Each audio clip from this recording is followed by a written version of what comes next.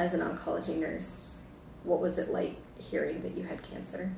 You know what, so to kind of back up to my mammogram, when they called me and said it was abnormal and that I needed to come back for, diagnostic scans, literally in the back of my mind, I thought, well, this won't turn out to be anything, because I know as an oncology nurse that more than half of the time these turn out to be benign. It might be a cyst or tissue, scar tissue, or just things like that.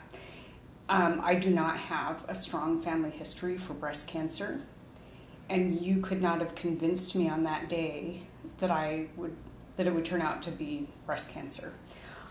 I certainly took notice, and I set up the appointment to have the diagnostic workup.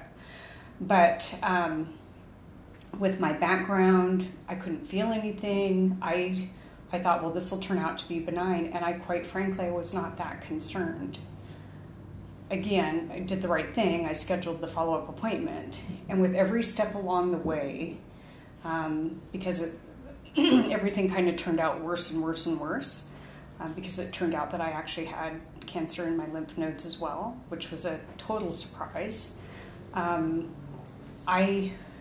I kept thinking, this isn't that bad. I know what to expect. I know, I'd had a mammogram the year before. There had not been any abnormalities that they saw. So I was convinced it would be very early stage if I did have breast cancer. And so that was probably good in the beginning, because I didn't panic. That said, I didn't call anyone in my family to tell them, largely again because I thought this is going to turn out to be benign, because much of the time that's the case. Once I was diagnosed and sort of going down that path, I knew a lot of things to expect. I talked with some of my friends that are nurses. I talked with some of the physicians whom I work with every day. I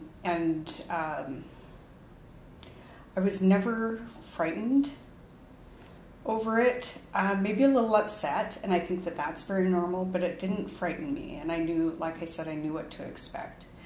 There was a point where I said to my medical oncologist, this is good for me. This is good for me to see what really patients are experiencing, and to maybe even feel that. More than halfway through my chemotherapy, I said to my husband, this isn't good for me, because it's hard. It's very hard. I guess, I've heard that from patients, the fatigue, some of the side effects, they're difficult. And I could tell a new patient that and say, this is what patients have told me. But, now I can say, this is what patients have told me. This is my experience. I still always tell people everybody has different experiences. But I think it has made me a better educator for patients. We teach a class for patients starting treatment, and in the midst of that, I taught the class, and I had no hair, and it was obvious that I was a patient as well. And, I think a lot of them, I don't want to say it made them feel good. It's not like they wished anything on me, but, then you're at least talking to somebody that really has been there. Again, everybody's individual. So what might be unusual is having that conversation with my physician about some of the treatment options. And he sort of put them out there, and we talked about some options, and there were things that I knew I wanted to do. And I don't want to say I told him that's what I wanted to do, but that's an advantage I guess I have over other patients that don't live in my world, where I have been working with people with cancer for decades. So, what treatment did you choose? So the one that I was just talking about is there's an option to receive.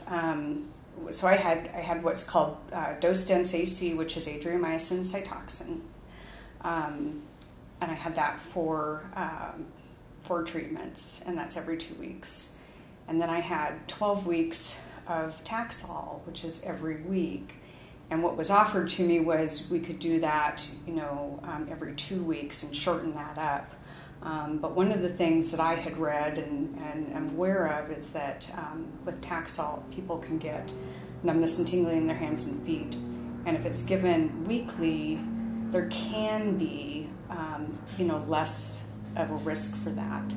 And that was something. I'm very active. I hike. I like to walk. And so I was concerned about that being a side effect. And I wanted to do whatever I could to diminish that, yet still get effective treatment.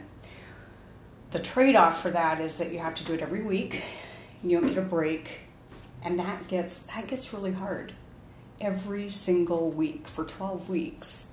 Knowing that, okay, every Friday, that's my Friday. And so those were just some, some, I think, good decisions I made for myself, in part because I know those things.